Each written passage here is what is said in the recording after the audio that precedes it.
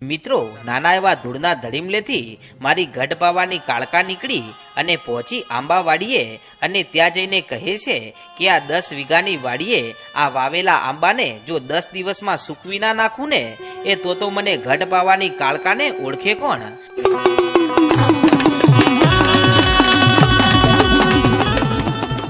અને ત્યારે મહાકાળીનો આવો ગુસ્સો જોઈ અને ધૂળના ધડીમલેથી મારી ચોટીલાની વિષ બુજાડી ચામુંડા દોડતી આવી અને પછી ત્યાં જે ઘટના બને છે તો ખરેખર જોવા જેવી છે। તો મિત્રો સરસ મજાની ઘટના છે તો પૂરી જોવાનું ભૂલશો નહીં। તો ચાલો તેને વિસ્તારથી જોઈએ। નમસ્કાર મિત્રો, વાવડીમાં રહેતા એક દાનભા દેવી પૂજક છે અને જેમણે 10 વીઘા જેવડી વાડી છે અને આ વાડીમાં 10 વીઘામાં તેમણે આંબા વાવેલા છે। તેથી જ્યારે પણ ઉનાળાની ઋતુ આવે ત્યારે આંબાની કેરીઓ તો એવી આવે કે વાત ના પૂછો। અને કોઈ પણ મહેમાન આવે તો પોતે જેટલી ઉપાડી શકે એટલી કેરીઓ આ દાનભા એમને આપતા। આવા તેઓ દિલના દાતાર હતા। અને આ દાનભાને 2 નાના નાના દીકરા છે, જેમાં એકનું નામ મનોજભાઈ છે અને બીજા મોટા દીકરાનું નામ છે દિલીપભાઈ। અને આ બંને ભાઈઓ હંમેશા લડતા રહે છે, જેમાં મોટા ભાઈ દિલીપ આ મનોજભાઈને ખૂબ જ મારતા અને આમ કરતા કરતા સમય વીત્યો અને આ બંને ભાઈઓ મોટા થાય છે ત્યારે દાનભા એમના લગ્ન કરાવી નાખે છે। અને આમ દાનભાને હવે ગળપણ આવે છે અને પોતે હવે પોતાની જિંદગીના છેલ્લા શ્વાસ લઈ રહ્યા હોય છે ત્યારે એમના બંને દીકરાઓને પોતાની પાસે બોલાવે છે। ત્યારે બંને દીકરાઓ એમની પાસે આવે છે ત્યારે આ દાનભા મરતા મરતા કહે છે કે હે મારા દીકરાઓ, મેં ક્યારેય તમારી પાસે કોઈ આશા નથી રાખી કે ક્યારેય તમને કોઈ વાડીનું કામ નથી કરાવ્યું, પણ આજે હવે મારી જિંદગી અહીંયા પૂરી થાય છે માટે તમને બંનેને હું મારી 2 જવાબદારીઓ આપવા માંગુ છું અને એ તમારે પોતાના પ્રાણના ભોગે પૂરી કરવાની છે। તો બોલો, તમે આ બંને જવાબદારીઓ લેવા તૈયાર છો? ત્યારે બંને ભાઈઓ કહે છે કે બોલો બાપુ, અમે તમારી બંને જવાબદારીઓને સાચવવા માટે તૈયાર છીએ। કે તો મને વચન આપો કે હા બાપુ, વચન તમે બોલો ખાલી, અમે એ કરવા માટે તૈયાર છીએ। અને ત્યારે આ દાનભા કહે છે કે બેટા, આપણે એક જ 10 વીઘાવાળી વાડી છે અને એમાં મેં આંબા વાવ્યા છે અને એ મેં મારા જીવથી પણ વધારે વાલ કરી અને એમને ઉછેર્યા છે। તો તમારે બંને ભાઈઓએ લડ્યા વગર એ આંબાનો ઉછેર કરવાનો છે અને એમાં તમને ઘણો નફો થશે। અને બીજી વાત એ છે કે આપણા જૂનું જે ઘર છે ને ત્યાં મારી ગઢ પાવાની કાળકા અને મારી ચોટીલાની વિષ બુજાડી ચામુંડા જેવી દેવ બેઠી છે અને આટલા દિવસ તો મેં એમના ધૂપ દીવા અને પૂજા ભક્તિ કરી છે, પણ હવે તમારે એમની સેવા પૂજા કરવાની છે। અને ચૈત્ર મહિનાની 8મ આવે ને ત્યારે એમના નર નિવેદ કરજો અને આ 2 મારી જવાબદારીઓમાં તમે પાછા નહીં પડો ને તો તમને દુનિયાની કોઈ તાકાત પાછા નહીં પડવા દે। અને આટલું કહી અને આ દાનભા પોતાના પ્રાણ છોડી દે છે અને ત્યારે એમના અગ્નિ સંસ્કારની વિધિ પૂરી કરી અને આ બંને ભાઈઓ ગામમાંથી વાડીએ રહેવા માટે ચાલ્યા જાય છે અને આ આંબા વાડીની દેખભાળ કરે છે। અને રોજ સાંજે જ્યારે ગામમાં માતાજીના ધૂપ દીવા કરવાનો સમય થાય ત્યારે આ દિલીપભાઈ રોજ આ મનોજભાઈ સાથે ઝઘડો કરે કે તારો બાપ પૂજવા માટે મૂકીને ગયો છે તો જા તારી જવાબદારી તું પૂરી કર। અને ત્યારે નાનો ભાઈ મનોજ માતાજીને ખૂબ જ માને છે તેથી દીવા ભરવા માટે ગામમાં જાય છે અને દીવા ભરી અને કહે છે કે માડી, મારો મોટો ભાઈ રહ્યો ને એ ગુસ્સાવાળો છે તો એને તું માફ કરી દેજે, એ દિલનો તો સારો છે। અને મિત્રો આમ કરતા કરતા ઉનાળો બેઠો અને આ આંબા ઉપર મોર આવી ગયો છે અને આમ કરતા કરતા દિવસો વીત્યા અને કેરીઓ આવી જાય છે અને આ વખતે કેરીઓના ભાવ ખૂબ જ વધારે હોય છે। તેથી આ બંને ભાઈઓ અને એમની પત્નીઓ સાથે મળી અને આ કેરી વીણવા માટે પોતાની વાડીઓમાં જાય છે। ત્યારે આખા દિવસની વીણેલી કેરીઓને લઈ અને દિલીપભાઈ બળદગાડામાં લઈ અને માર્કેટમાં જાય છે અને ત્યારે રોજ હવે તેમને ઢગલો રૂપિયા આવવા લાગ્યા। તેથી તેઓ નાના ભાઈને કહેતા નથી અને રાત્રે એમની પત્નીને કહે છે કે ગમે ત્યારે આ વાડીના 2 ભાગ પડશે તો અડધો ભાગ મારા નાના ભાઈને આપવો પડશે। અને બીજી વાત કે આ વખતે પણ આજે ઢગલો રૂપિયા આવી રહ્યા છે તો એમાં પણ આપણે તેને ભાગ તો આપવો પડશે। તો એ માટે આપણે એક કામ કરીએ અને આ મનોજ સાથે ઝઘડો કરીએ અને મોટો ઝઘડો કરી અને એને મારી અને આ વાડીમાંથી કાઢી મૂકીએ। તો આપણને બીજો કોઈ આ રૂપિયામાં ભાગ પડાવવા વાળો આવશે નહીં અને આપણને મજા પડી જશે. અને આમ મિત્રો પછી તો આવી રૂપિયાની લાલચમાં આવેલા આ દિલીપભાઈ સવારે વહેલા ઉઠી અને એમની પત્ની સાથે આંબાવાડીમાં ચાલ્યા જાય છે. અને આ મનોજભાઈ થોડા મોડા ઉઠે છે અને ઉઠી અને પહેલાં તો નાહી ધોઈ અને દેહને પવિત્ર કરી અને માતાજીના દીવા ભરવા માટે તેઓ ગામમાં જાય છે. અને પછી ત્યાંથી આવી અને આ આંબાવાડીમાં જાય છે. ત્યારે આજે તો આ દિલીપભાઈ ઝઘડો કરવાના મૂડમાં હતા અને મનોજભાઈ જેવા મોડા પહોંચ્યા ને ત્યાં તો દિલીપભાઈ બોલ્યા કે ત્યાં જ ઊભો રહેજે અને વાડીમાં પગ મૂકવાની હિંમત ના કરતો. અને તને શું લાગે છે કે તું મોડા આવી અને અહીંયા કામે લાગશે? તો સાંભળ કામચોર, મારી વાડીમાં હવે તારા જેવા કામચોરની કોઈ જરૂર નથી. અને આમ પછી તો બંને ભાઈઓ ત્યાં વાડીઓમાં ખૂબ લડે છે અને મનોજભાઈ કહે છે કે આ વાડી મારા બાપની છે, તારા એકલાની નથી. અને ત્યારે આટલી વાત સાંભળતાની સાથે તો આ દિલીપભાઈને વધારે ગુસ્સો આવી જાય છે અને આંબાની એક ડાળને ભાંગી અને આ મનોજભાઈને બરાબર મારતા વાડીની બહાર કાઢે છે કે આજ પછી આ વાડીમાં તારો અને તારી પત્નીનો પગ ના જોઈએ, નહીતર બંને જણાને જીવતા અહીંયા જમીનમાં દાટી દઈશ. અને ત્યારે મનોજભાઈ તો નાનપણથી જ આ દિલીપભાઈના હાથનો માર ખાતા આવ્યા છે, તેથી તેઓને ડર પણ લાગે છે. અને તેથી આ ડરના કારણે આ મનોજભાઈ રડતા એમની પત્નીની પાસે જાય છે અને ત્યાં જઈ અને આ બનેલી બધી ઘટના કહે છે કે મોટા ભાઈએ મારી સાથે આવું કર્યું છે. અને ત્યારે મનોજભાઈની પત્ની ખૂબ જ હોશિયાર હતી અને તે કહે છે કે તો ચાલો મારી સાથે, હું એમને જવાબ આપું છું. અને આમ કહી અને દિલીપભાઈની પાસે જઈ અને તે કહે છે કે બાપુજીએ બે જવાબદારીઓ બંને ભાઈઓને આપી છે, તો એમને પણ આ બાપુજીના વચનનું પાલન કરવા દો અને એમને પણ આ વાડીને સાચવવા દો. તમે એમને હેરાન શું કામ કરો છો? અને ત્યારે દિલીપભાઈ કહે છે કે આપણા બાપુજીએ એક નહીં પરંતુ બે જવાબદારીઓ આપી હતી, એમાં એક હવે હું સંભાળીશ અને બીજી હવે તમે સંભાળો.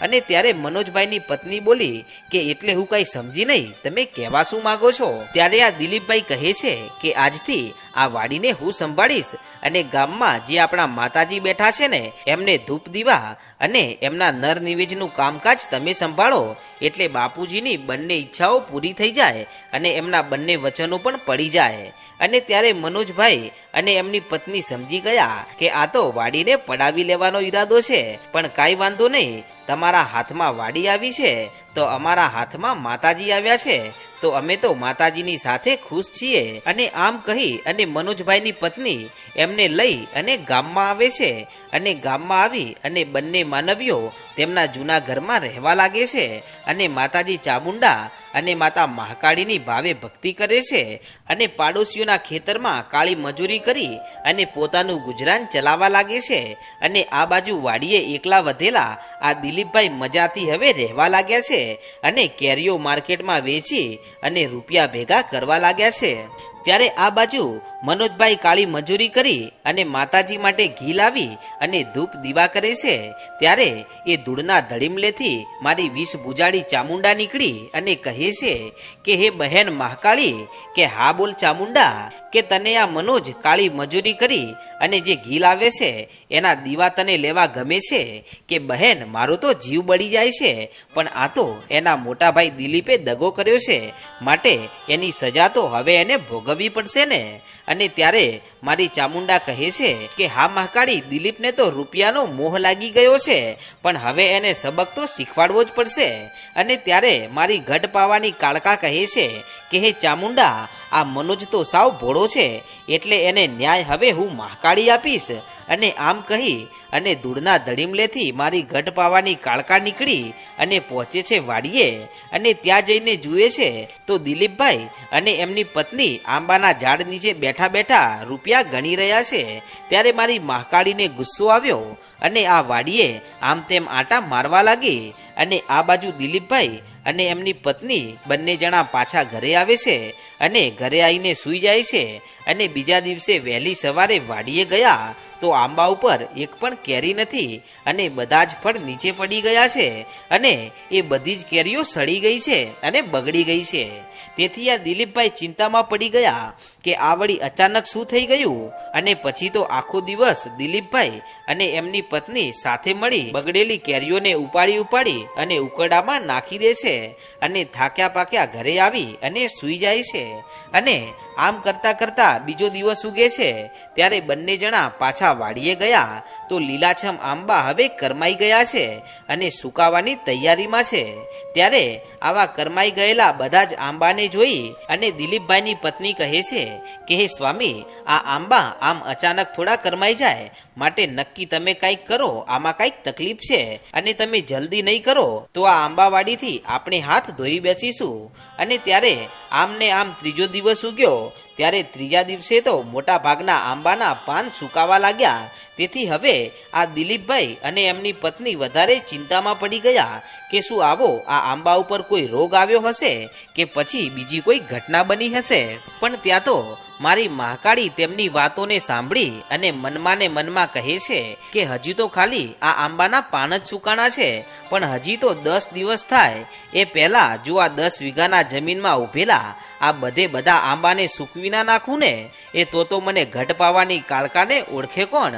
અને ત્યારે આ મનોજભાઈના ઘરમાં બેઠેલી મારી ચામુંડા જાગી અને મહાકાળીના અવાજને સાંભળી અને મનમાં વિચારે છે કે મારે આ મહાકાળીને રોકવી પડશે, નહીતર એને જો ગુસ્સો આવી ગયો ને તો પછી એના ગુસ્સાને મારો ત્રિલોકનો નાથ પણ શાંત નહીં પાડી શકે. તેથી ધૂળના ધડીમલેથી મારી 20 ભુજાળી ચામુંડા આવી અને આવીને કહે છે કે રોકાઈ જા બેન મહાકાળી, મને થોડોક સમય આપ અને આજે જો તું આ આંબા તો સૂકવી નાખશે અને એનો મને કાંઈ વાંધો નથી, પણ આવું થશે ને તો સ્વર્ગવાસી દાનભાનો આત્મા રડશે અને એના કરતા મને એક અવસર આપ તો હું દિલીપને જઈને સમજાવું છું અને જો તે માની જાય તો ઠીક છે અને જો ના માને તો પછી તું તારું ધાર્યું કરજે.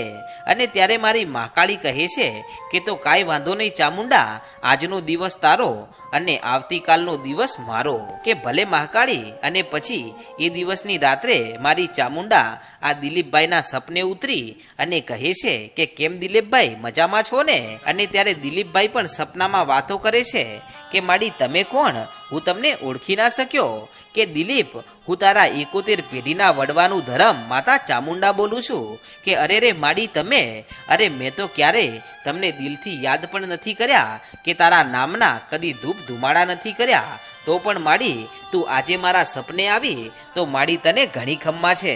કે દિલીપ, તારા સપને નથી આવી પણ તને બચાવવા આવી છું. કે કેમ માડી, મને શું થવાનું છે? કે દિલીપ, તારા બાપુ દાનભાઈએ મારી ખૂબ ભક્તિ કરી છે અને એમના બંને દીકરા અમારા માટે એક સમાન છે, પણ દેવી દેવતાઓ તો હંમેશા ધર્મના માર્ગ ઉપર ચાલતો હોય ને એવા માણસનો સાથ આપે છે, પાપી, લોભી અને લાલચીને નહીં. અને દાનભાઈએ આ વાડી તમને બંને ભાઈઓને ભાગમાં આપી હતી, પણ તમે શું કર્યું? તમારા નાના ભાઈને રૂપિયાની લાલચમાં આવી અને એને મારીને કાઢી મૂક્યો. માટે જૂના ઘરમાં બેઠેલી મહાકાળીમાં ગુસ્સામાં આવી ગયા છે અને તારા ખેતરના એ બધા જ આંબાને સૂકવી નાખવા આવી છે. માટે તને ચેતવવા આવીશું કે નાના ભાઈની માફી માંગી અને આ રૂપિયામાં અને આ વાડીમાં એ નાના ભાઈને અડધો ભાગ આપી દે, નહીતર તારું સત્ય નાશ થઈ જશે. અને અત્યારે તારા વાડીઓના આંબાને જઈને જોઈ લે તો તને ખબર પડી જશે કે 10 દિવસની અંદર તારી આખી વાડી સુકાઈ જશે. અને તારો નાનો ભાઈ મનોજ કાળી મજૂરી કરી અને અમારા માટે ઘીના દીવા ભરે છે અને એક તું છે કે તારા રૂપિયાના ઘરમાં ઢગલા કરે છે, પણ તારાથી એક અગરબત્તી જેવું પણ લવાતું નથી. અને આજે તો આ તારા બાપુના કારણે હું ચામુંડા તને ચેતવવા આવી છું, બાકી કાલે શું કરવું એ હવે તારે જોવાનું. અને આટલું કહી અને માતા ચામુંડા તો અંતર ધ્યાન થઈ ગયા. પણ બીજા દિવસની વહેલી સવારે આ દિલીપભાઈ ઉઠી અને એમની પત્નીને આ બધી વાત કરે છે કે મારા સપને માતા ચામુંડા આવ્યા હતા અને આવી બધી વાતો કરી છે. અને ત્યારે તેઓ બંને સમજી ગયા કે હવે શું કરવાનું છે. અને પછી તો વહેલી સવારે ઉઠી અને બંને દેહને પવિત્ર કરી અને પહોંચ્યા ગામમાં જૂના ઘરે. અને ત્યાં જઈ અને બંને જણા આ નાનાભાઈ મનોજના પગમાં પડી ગયા અને કહે છે કે અમને માફ કરી દે મનોજ, અમારાથી ભૂલ થઈ ગઈ. અને ત્યારે મનોજ તો દિલનો દાતાર હતો એટલે દિલીપને માફ કરી દે છે અને એના મોટા ભાભીને પણ માફ કરી દે છે. અને પછી તો આ દિલીપભાઈ અને એમની પત્ની બંને જણા માતાજીના મંદિરે જાય છે અને પોતાની ભૂલની ક્ષમા માગે છે કે હે મારી ગઢપાવાની કાળકા અને મારી વિષ ભુજાડી ચામુંડા, માડી અમને માફ કરી દો. અમે રૂપિયાની લાલચમાં આવી અને નાના ભાઈને ખૂબ જ હેરાન કર્યો છે, પણ હવે માડી અમારી ભૂલ અમે સ્વીકાર કરીએ છીએ અને તારી સમક્ષ માફી માંગીએ છીએ. અને પછી તો દિલીપભાઈ માતા મહાકાળીને રીઝવવા માટે કહે છે કે હે મારી મહાકાળી, માડી મારી ભૂલનો અફસોસ મને છે અને આજ પછી હું હંમેશા મારા નાના ભાઈને સાથે લઈને ચાલીશ અને આ સિઝનમાં કેરીઓ વેચી અને જેટલો પણ અમને નફો થયો છે ને એ નફો હવે મારે નથી જોઈતો, પણ મારી મહાકાળી અને મારી ચામુંડાનું મંદિર બનાવીશ અને એમાં બધા રૂપિયા વાપરી નાખીશ. અને આટલું કહેતાની સાથે તો આ મનોજભાઈના ખોડીએ હાકોટો કરી અને મારી ગઢપાવાની કાળકા ધૂણવા ઉતરી કે હે દિલીપ, આજે હું તારા 71 પેઢીના વડવાનું ધરમ માતા મહાકાળી આવીશું અને આજે તું સમયસર સુધરી ગયો છે તો જા દીકરા, હું મહાકાળી તને માફ કરું છું અને આજ પછી બંને ભાઈઓ સાથે હળી મળી અને સાથે રહેજો અને ક્યારે લડતા નહીં અને સમય આવે ત્યારે સાથે મળી અને મારા ધૂપ દીવા કરજો અને મારા નર નિવેદ કરજો અને સાથે રહેજો. અને દુનિયામાં જો કોઈ તમારી સામું લાંબી આંગળી પણ કરે ને તો જો એની લાંબી આંગળી કરતાની સાથે એને બાળીને ભસ્મ ના કરી નાખું ને તો મારું નામ પણ ગઢપાવાની કાળકા નહીં. અને મિત્રો આમ પછી તો બંને ભાઈઓ સાથે હળી મળી અને રહેવા લાગ્યા અને સાથે કામ કરવા લાગ્યા અને માતાજીએ બંનેને લીલા લહેર કરાવી અને સુકાયેલી વાડી પણ પાછી લીલી છમ થઈ જાય છે. તો મિત્રો આવા ઇતિહાસ છે મારી ગઢપાવાની કાળકાના અને મારી ચોટીલાની ચામુંડાના. તો મિત્રો આવા ઇતિહાસ રોજે રોજ સાંભળવા માટે આજે જ આપણી ચેનલ વહાણવટી ડિજિટલને સબસ્ક્રાઇબ કરો, કારણ કે રોજ રાત્રે નવા નવા ઇતિહાસ આ ચેનલ પર તમને સૌથી પહેલા જોવા મળે છે.